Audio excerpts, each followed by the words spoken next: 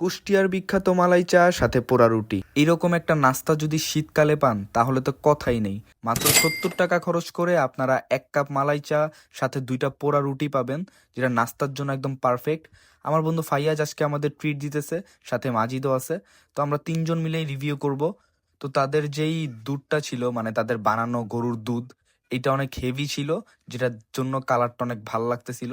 তার সাথে তারা হালকা একটু লিকার আর মালাই অ্যাড করছে। এই আলাদা মালাই অ্যাড করার ব্যাপারটা আমার কাছে পার্সোনালি ভাল লাগে নাই, যে আলাদা বাটিতে রাখা এটা কেমন বিষয়।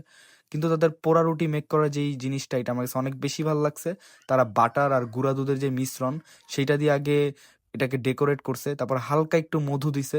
আমি ভাবছিলাম ন্যাচারাল মিষ্টির জন্য, বাট একটু পরেই দেখলাম আলাদা করে চিনি অ্যাড করতেছে। তাহলে যে কি করতেছে আল্লাহই জানে।